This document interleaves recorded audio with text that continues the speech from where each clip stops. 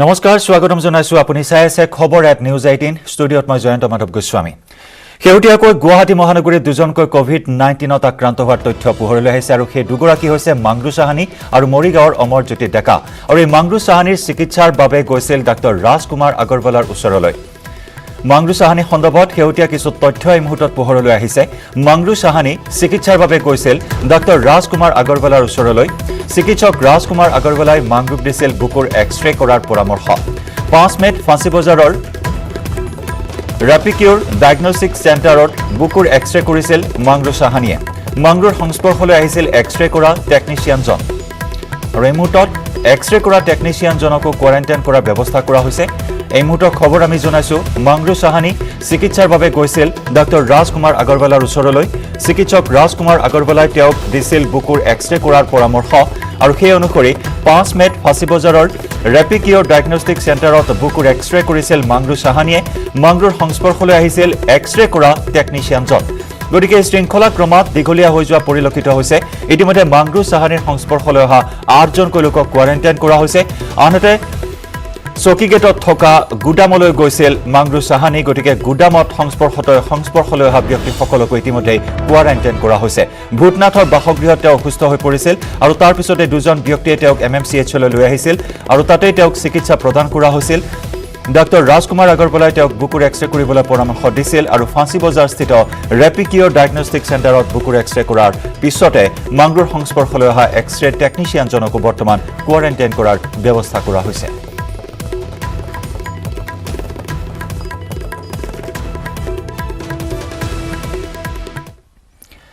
তলাবন্ধৰ ফলত স্থবিৰ হৈ পৰিছে দেশৰ সকলো নিৰ্মাণ কাৰ্য সাংসাৰীৰ এইমছৰ নিৰ্মাণ কাৰ্যটো পৰিছে তলাবন্ধৰ ব্যাপক প্ৰভাৱ 3 বছৰৰ ভিতৰত এইমছৰ নিৰ্মাণৰ লক্ষ্য নিৰ্ধাৰণ কৰা হৈছিল যদিও লকডাউনৰ বাবে মাত্ৰ 40% কামহে আগবাঢ়িছে ৰোগ সংক্ৰমণৰ প্ৰতি লক্ষ্য ৰাখি এইমছৰ নিৰ্মাণ কাৰ্যত নিয়োগ কৰিছিল প্ৰায় 50% শ্ৰমিক কিন্তু কৰোনাৰ ভয়াৱহতাৰ বাবে বৰ্তমান ঘৰমুৱা হৈছে বহিৰাজ্যৰ বহু শ্ৰমিক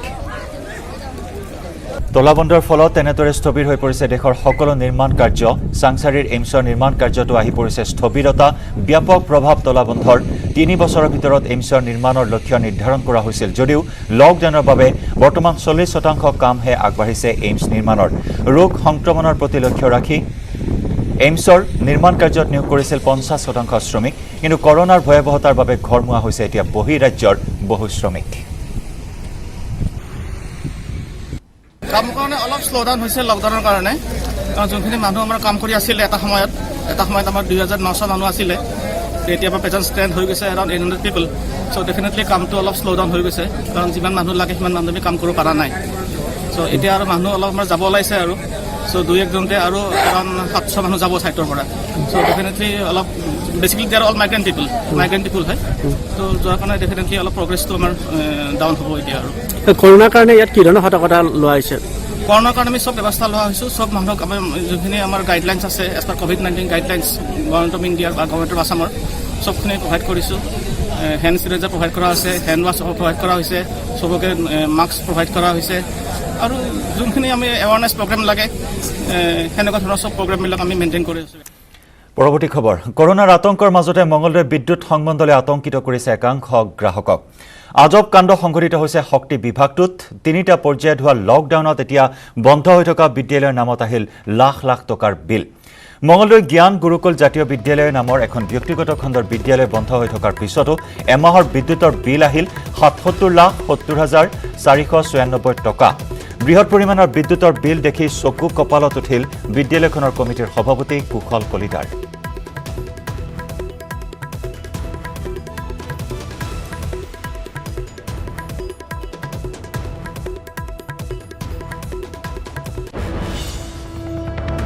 टाउन 4 पूरी तरह नए रंग रूप वाला होगा नए नियमों वाला होगा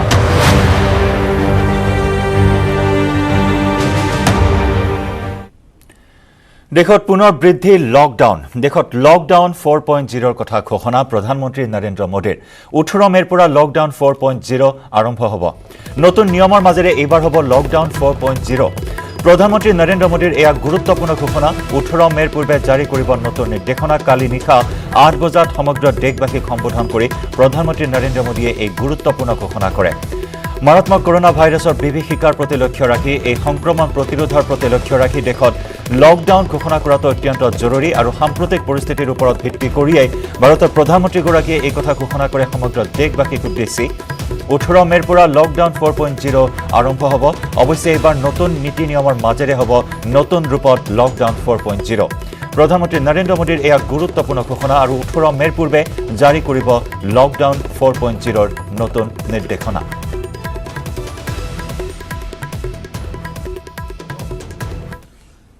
सभी एक्सपर्ट्स बताते हैं, साइंटिस्ट बताते हैं कि कोरोना लंबे समय तक हमारे जीवन का हिस्सा बना रहेगा। लेकिन साथ ही हम ऐसा भी नहीं होने दे सकते कि हमारी जिंदगी सिर्फ और सिर्फ कोरोना के इर्द गिर्द ही सिमट कर रह जाए। हम मास्क पहनेंगे, 2 गज दूरी का पालन करेंगे, लेकिन अपने लक्ष्यों को दूर नहीं होने देंगे। इसलिए लॉकडाउन का चौथा चरण लॉकडाउन 4 पूरी तरह नए रंग रूप वाला होगा, नए नियमों वाला होगा। राज्यों से हमें जो सुझाव मिल रहे हैं उनके आधार पर लॉकडाउन 4 इससे जुड़ी जानकारी भी आपको 18 मई से पहले दी जाएगी। मुझे पूरा भरोसा है कि नियमों का पालन करते हुए हम कोरोना से लड़ेंगे भी और आगे भी बढ़ेंगे। আৰু দেশবাসীক উদ্দেশ্যে প্ৰধানমন্ত্ৰী নৰেন্দ্ৰ মোদীৰ আন এক বৃহৎ ঘোষণা আত্মনিৰ্ভৰ ভাৰত অভিযানৰ ঘোষণা কৰে প্ৰধানমন্ত্ৰী মোদীয়ে সেই অনুসৰি 20 লাখ কোটি টকাৰ অৰ্থনৈতিক পেকেজৰ কথা ঘোষণা মোদীৰ ভাৰতক আত্মনিৰ্ভৰ কৰাৰ বাবে এই পুঁজি কথা উল্লেখ কৰে মোদীয়ে এই পেকেজ হ'ব ভাৰতৰ জিডিপিৰ প্ৰায় 10% উপকৃত হ'ব কুটিৰ লঘু ক্ষুদ্ৰ উদ্যোগ কৃষক শ্ৰমিকৰ বাবে অৰ্থনৈতিক পেকেজ ঘোষণা কৰা হৈছে আৰ্থিক ব্যৱস্থাৰ উন্নয়নৰ বাবে 20 লাখ কোটি টকা ঘোষণা কৰা হয় অৰ্থনৈতিক পেকেজৰ বিষয়ে বিশদভাৱে ইতিমধ্যে জনোৱা হৈছে বিত্তমন্ত্ৰী নিৰ্মলা সীতাৰমণে জনাইছে বিশদভাৱে এই অৰ্থনৈতিক পেকেজৰ কথা कोरोना संकट का सामना करते हुए नए संकल्प के साथ मैं आज एक विशेष आर्थिक पैकेज की घोषणा कर रहा हूं यह आर्थिक पैकेज आत्मनिर्भर भारत अभियान की अहम कड़ी के तौर पर काम करेगा। साथियों, हाल में सरकार ने कोरोना संकट से जुड़ी जो आर्थिक घोषणाएं की थी, जो रिजर्व बैंक के फैसले थे और आज जिस आर्थिक पैकेज का ऐलान हो रहा है उसे जोड़ दें तो ये करीब 20 लाख करोड़ रुपए का है 20 लाख करोड़ रुपए का है ये पैकेज भारत की जीडीपी का करीब 10% है इन सबके जरिए देश के विभिन्न वर्गों को आर्थिक व्यवस्था की कड़ियों को 20 लाख करोड़ रुपए का संबल मिलेगा, सपोर्ट मिलेगा। 20 लाख करोड़ रुपए का ये पैकेज 2020 में देश की विकास यात्रा को 20 लाख 2020 में आत्मनिर्भर भारत अभियान को एक नई गति देगा। আৰু এই আত্মনিৰ্ভৰ ভাৰত 5টা স্তম্ভৰ ওপৰত নিৰ্ভৰশীল এই আৰু এই 5টা স্তম্ভ হৈছে অৰ্থনীতি আন্তঃগাঁথনি জনগাঁথনি ব্যৱস্থা আৰু চাহিদা साथियों, आत्मनिर्भर भारत की ये भव्य इमारत 5 पिलर्स पर खड़ी होगी। पहला पिलर इकोनॉमी, एक ऐसी इकोनॉमी जो इंक्रीमेंटल चेंज नहीं बल्कि क्वांटम जंप लाए। दूसरा पिलर इंफ्रास्ट्रक्चर, एक ऐसा इंफ्रास्ट्रक्चर जो आधुनिक भारत की पहचान बने। तीसरा पिलर हमारी सिस्टम, एक ऐसा सिस्टम जो बीती शताब्दी की रीति नीति नहीं बल्कि 21वीं सदी के सपनों को साकार करने वाली टेक्नोलॉजी ड्रिवन व्यवस्थाओं पर आधारित हो। चौथा पिलर हमारी डेमोग्राफी, दुनिया की सबसे बड़ी डेमोक्रेसी में हमारी वाइब्रेंट डेमोग्राफी हमारी ताकत है। आत्मनिर्भर भारत के लिए हमारी ऊर्जा का स्रोत है। पांचवा पिलर डिमांड, हमारी अर्थव्यवस्था में डिमांड और सप्लाई चेन का जो चक्र है, जो ताकत है, उसे पूरी क्षमता से इस्तेमाल किए जाने की जरूरत है। देश में डिमांड बढ़ाने के लिए, डिमांड को पूरा करने के लिए हमारी सप्लाई चेन के हर स्टेक होल्डर का सशक्त होना जरूरी है। हमारी सप्लाई चेन, हमारी आपूर्ति की उस व्यवस्था को हम मजबूत करेंगे जिसमें मेरे देश की मिट्टी की महक हो, हमारे मजदूरों के पसीने की खुशबू हो। ৰিমোটত আপোনাক জনাও কৰোনা ভাইৰাছৰ সংক্ৰমণ আৰু মৃত্যুৰ পৰিসংখ্যাৰ আপডেট। সমগ্ৰ বিশ্বজুৰি এতিয়া মৃত্যুৰ কিৰিলি অব্যাহত। নিতৌ বৃদ্ধি পাইছে কৰোনা ভাইৰাছত আক্ৰান্ত আৰু মৃত্যুৰ সংখ্যা। বিশ্বজুৰি এই পৰ্যন্ত কৰোনা ভাইৰাছত আক্ৰান্ত হৈছে 43,40,058 গৰাকী লোক। ইতিমধ্যে মৃত্যুমুখত পৰিছে 2,92,816 জন। বিশ্বজুৰি আৰোগ্য হৈছে 16,02,155 গৰাকী কৰোনা আক্ৰান্ত। 10খন দেশত লাখৰ ঘৰ অতিক্ৰম কৰিছে কৰোনা আক্ৰান্তৰ সংখ্যাই। এই 10খন দেশৰ ভিতৰত আছে America, Spain, Russia, Great Britain, Italy, France, Brazil, Germany, Turkey আৰু ইৰাণ। আমেৰিকাত সৰ্বাধিক 14,08,636 গৰাকী লোক আক্ৰান্ত হৈছে মাৰাত্মক কৰোনা ভাইৰাছত। কালৰূপী কৰোনাই আমেৰিকাত প্ৰাণ লৈছে 83,425 জন লোকৰ। তালিকাৰ 11 নম্বৰ স্থানত আছে চীন আৰু 12 নম্বৰ স্থানত আছে ভাৰত। ভাৰতত এই পৰ্যন্ত কৰোনাত আক্ৰান্ত হৈছে 70,757 গৰাকী লোক। ভাৰতত কৰোনাত আক্ৰান্ত হৈ মৃত্যুমুখত পৰিছে 2,293 জন। দেশত আৰোগ্য হৈছে 22,455 গৰাকী কৰোনা আক্ৰান্ত।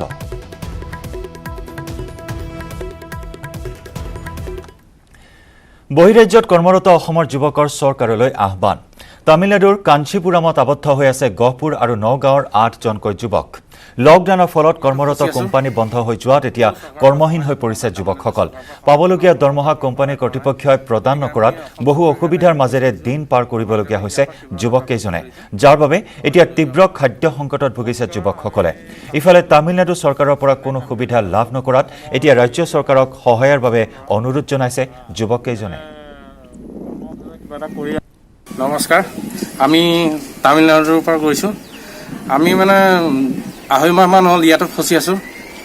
কোনো চৰকাৰৰ পৰা সহায় পোৱা নাই, তামিলনাডু চৰকাৰৰ পৰা সহায় পোৱা নাই, অসম চৰকাৰৰ পৰা সহায় পোৱা নাই। গতিকে আমি অসম চৰকাৰক এটাই ৰিকুৱেষ্ট কৰিছোঁ, আমাক যেন ইয়াৰ পৰা কিবা এটা ব্যৱস্থা কৰি যেন ঘৰলৈ লৈ যোৱাৰ ব্যৱস্থাটো কৰি দিয়ে। নমস্কাৰ, আমি তামিলনাডুত, চেন্নাই তামিলনাডুত আছোঁ। অসমৰ আমি চব অসমৰ ল'ৰা। ইয়াতে কিবা এটা কৰি আছোঁ কোম্পানীত। এতিয়াতো আমাৰ নাই, চব বন্ধ হৈ আছে, লকডাউন। যেনে তেনে চলি আছোঁ, খাই আছোঁ, বৈ আছোঁ। তবু এতিয়া শুনিলোঁ চৰকাৰৰ ফালৰ পৰা কিবা সাহায্য কৰিছে বুলি শুনিলোঁ। আমি ফৰ্ম চৰ্ম ফিল আপ কৰিলোঁ, কিন্তু দেখিলোঁ অসম চৰকাৰৰ পৰা কোনো সাহায্য নাপালোৱেই। ফৰ্মো ফিল ফৰ্ম ফিল আপ কৰিলোঁ, কিন্তু 2000 টকাকৈ দিম বুলি ক'লে চৰকাৰে। সেয়া কোনো কাৰো একাউণ্টত এতিয়ালৈকে কোনো 2000 টকা সোমোৱা নাই বাৰু। আমাৰ লকডাউনৰ মাজত আমাৰ দৰমহা পাতিও হোৱা নাই, সেইকাৰণে অসম চৰকাৰে আমাক যে কোনো সোনকালে ইয়াৰ পৰা লৈ যায় অসমলৈ। 2 মাহ হ'ল আমি ৰুমৰ পৰা ওলাই যাব পৰা নাই, ডিউটি নাই, দৰমহাও নাই, খোৱা বোৱা বা ৰুমৰ বহুত অসুবিধা হৈছে। তাৰপিছতে এনেতে কিয় মানে যিটো ফৰ্ম ফিল আপ 2000 টকাৰ কাৰণে ফৰ্ম ফিল আপ কৰিবলৈ কৈছিলে সেইটো কৰি চালোঁ, এতিয়ালৈকে আমি তাৰ একো ৰেছপন্স পোৱা নাই। তাৰপিছতে আৰু কি এইটো ঘৰলৈ যোৱাৰ কাৰণে টিকেটৰ কিবা অনলাইন ব্যৱস্থা কৰিছিলে, সেইটোও কৰি চালোঁ, সেইটো একো অসম চৰকাৰৰ ফালৰ পৰা আমাক এতিয়ালৈকে একো ৰেছপন্স দিয়া নাই। চেন্নাইৰ পৰা ট্ৰেইন যাব, আজি 12 তাৰিখ ট্ৰেইন যোৱাৰ কথা আছিলে, আজিলৈকে এতিয়ালৈকে আমি একো সুবিধা পোৱা নাই।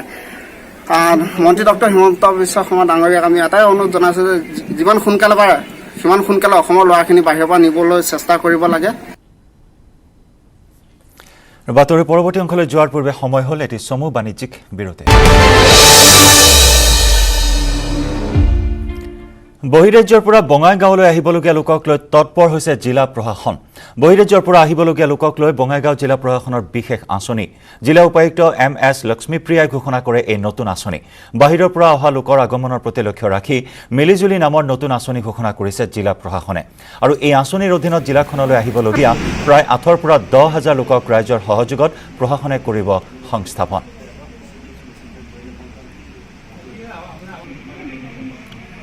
বঙাইগাঁৱৰ পৰা আমাৰ সাংবাদিক উপানন্দ শৰ্মাৰ এক বিশেষ ৰিপৰ্ট আগবঢ়াইছোঁ।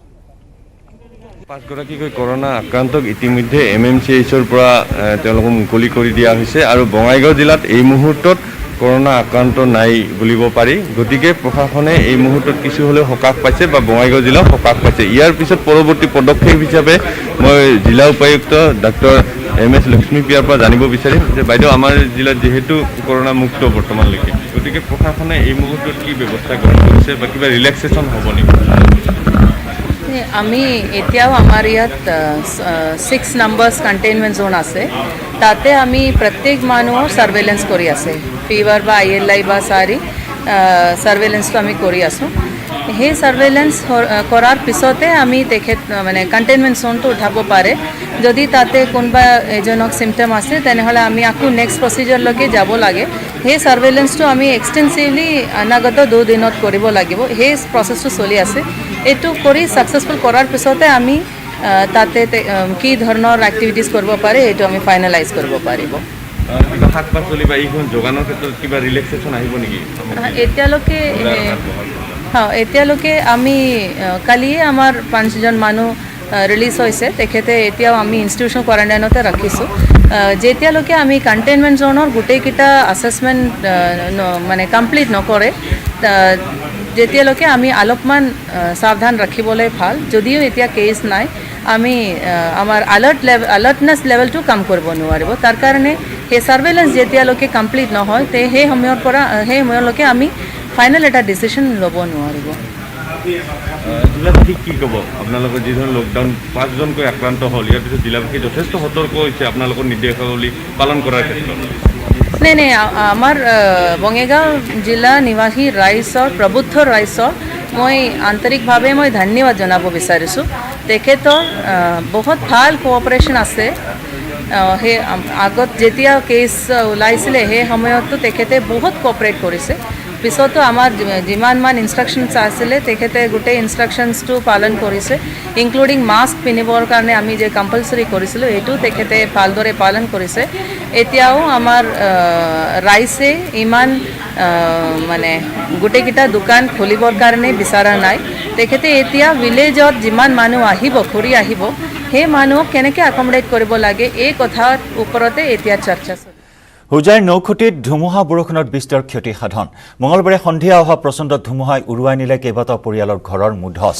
উভালি পৰিল প্ৰকাণ্ড গছ তথা বিদ্যুতৰ খুঁটা। ঠায়ে ঠায়ে বিদ্যুতৰ খুঁটা উভালি পৰাত ব্যাহত হৈ পৰে বিদ্যুৎ সেৱা। ইপিনে ধুমুহাত ঘৰ দুৱাৰ তছনছ হৈ পৰাত হাহাকাৰময় পৰিস্থিতিৰ সৃষ্টি হয় ৰাইজৰ মাজত।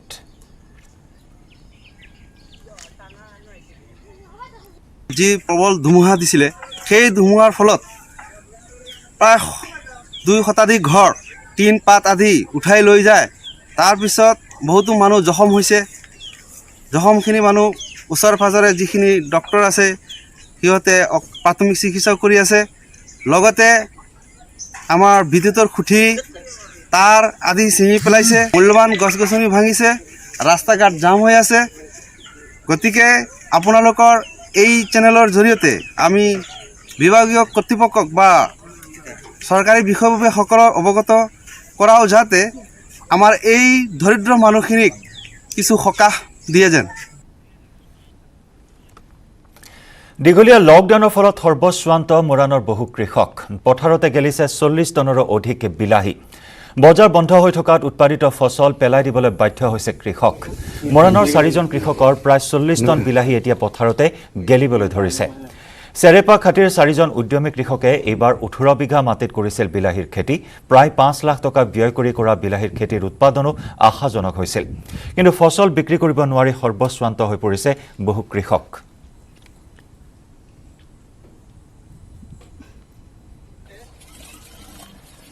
মৰাণৰ পৰা চাওঁ আহক আমাৰ সাংবাদিক ঋষেশ্বৰ বৰুৱাৰ প্ৰতিবেদন। মই আছোঁ বৰ্তমান মৰাণৰ সমীপৰ ৰঙালাও বজাৰৰ কাষৰ এখন খেতিপথাৰত, আৰু এই খেতিপথাৰত দেখা গৈছে এনেধৰণে বিলাহীসমূহ গছতেই পকি সৰি পৰা পৰিলক্ষিত হৈছে। আৰু কেৱল এইখন খেতিপথাৰেই নহয়, এইখন বিলাহী বাৰীয়ে নহয়, আৰু মোৰ ওচৰতে আছে বৰ্তমান ইয়াৰ স্থানীয় এজন কৃষক। মই তেখেতৰ পৰা জানিবলৈ চেষ্টা কৰিম আচলতে কি সমস্যাৰ সন্মুখীন হ'বলগীয়া হৈছে আৰু বৰ্তমান কেনেধৰণে ব্যৱস্থা লৈছে আপোনালোকে। ব্যৱস্থাটো ইয়াৰ বিষয়ে ল'ব পৰা নাই। সমস্যা মানে আমাৰ বাৰী বস্তু ছিঙিলেও কোনো বেপাৰী পোৱা নাযায় আৰু বজাৰ পোৱা নাযায়, কোনো জেগাত আমি দিব পৰা হোৱা নাই। সেইকাৰণে বাৰী বিলাহী বাৰীতে নষ্ট হ'বলৈ দিব লগা হৈছে। কিমান খেতি কৰিছিলে আপোনালোকে? আমি খেতি ইয়াত 18 বিঘা বিলাহী লগোৱা হৈছে, আৰু তাৰ লগত দাংবডি আৰু ভেন্দি 3 বিঘা আছে। 18 বিঘা বিলাহীৰ ভিতৰতে আমি 3 বিঘা বিলাহীয়ে ছিঙা হৈছে। তাৰ বিনিময়ত আমি বিলাহী ছিঙিব পৰা নাই।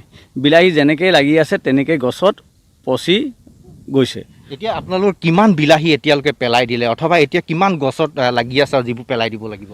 আমি বিলাহী ছিঙি নিয়াত 3 টনমান বিলাহী আমি নষ্ট কৰা হৈছে। গৰু ছাগলী খুৱাই দিয়া হৈছে আৰু পেলাইও দিয়া হৈছে। তাৰ বিনিময়ত এতিয়া আমি বিলাহী যে ছিঙিলে আমি বজাৰ নাপাওঁ, নোপোৱা চতত আমি ছিঙিবলৈ এৰি দিয়া হৈছে। এজন মানুহক 300 টকা হাজিৰা দিব লাগে দিনটো ছিঙিব হ'লে। তেখেতৰ হাজিৰা দিয়া পইচাই আমাৰ নোলোৱা বিনিময়ত আমি বিলাহী বাৰীতে ছিঙিবলৈ এৰি দিয়া হ'ল। সেই বিনিময়ত বাৰীতে এতিয়া নষ্ট হৈ গৈছে। কোনো এখন চৰকাৰে আমাক ইয়াৰ বিনিময়ত একো সহায় সুবিধা দিয়া নাই। আমি খেতি কৰিছিলোঁ বহুত আশা কৰি, পথাৰতে ফচল গেলি পচি এদায় হৈ গৈছে। ভাল বজাৰ নাই, ভাল বেপাৰী নাই, তেখেতলোকক মানে মাতিলেও নাহে, মানে বন্ধ। কিন্তু এতিয়া চৰকাৰৰ ফালৰ পৰা আমি যে বিচাৰোঁ এটা সাহাৰ্য, যিখিনি টকা পইচা আমি নিজৰ মূলধন খটাই ইউজ কৰিছিলোঁ বা খৰচা কৰিছিলোঁ খেতিৰ বাবদ, এতিয়াতো আমি এটকাও মানে চুবই পৰা নাই। চুবলৈ পাইছোঁ খুব বেছি টকা 1000-2000 তেনেকৈ পালোঁ। আৰু তাৰপিছত যিখিনি খৰচা কৰিছিলোঁ প্ৰায় আমি 5,30,000 টকা খৰচ কৰিছিলোঁ গোটেই 4জন মিলাই ধৰক আমি খেতিটো একেলগে কৰিছিলোঁ লাভৱিত হ'ম বুলি। কিন্তু আমি মানে লাভৱিত নহয়, কিন্তু লছতহে গ'লোঁ। পথাৰতে আপোনালোকে দেখিছেই কিমান ফচল গেলি পচি আছে। সেই অনুৰোধ জনাইছোঁ অসম চৰকাৰৰ যে আমাক 4জনকে কিবা এটা সাহাৰ্য বা সুবিধা দিয়ে যেন। হয়, নিশ্চয়কৈ ক'ব লাগিব এনেধৰণে এক হাহাকাৰ অৱস্থাৰ সৃষ্টি হৈছে কৃষকসকলৰ মাজত, যিহেতু বাৰীৰ ফচল বাৰীতে পেলাই দিবলগীয়া অৱস্থাৰ সৃষ্টি হৈছে। উপযুক্ত বজাৰৰ অভাৱ আৰু উপযুক্ত মূল্যৰ অভাৱত এনেধৰণে পচি গৈছে বাৰীতেই উৎপাদিত ফচল। আৰু বিলাহী, ৰঙালাও, দাংবডি অথবা যিকোনো ফচলেই এতিয়া এনেধৰণে বাৰীতে পেলাই দিবলগীয়া হৈছে। গোৱালপাৰাত বন্যহস্তীৰ আক্ৰমণত নিহত এজন শ্ৰমিক। নিহত শ্ৰমিকজনৰ নাম মদন বসুমতাৰী। মৃত মদনৰ ঘৰ বাক্সাৰ কদমতলত। গোৱালপাৰা ৰেল ষ্টেচনত এই শোকাবহ ঘটনা সংঘটিত হয়। ৰেলৱে কৰ্মচাৰীৰ কোৱাৰ্টাৰ নিৰ্মাণ শ্ৰমিকৰ ৰান্ধনী আছিল মদন বসুমতাৰী।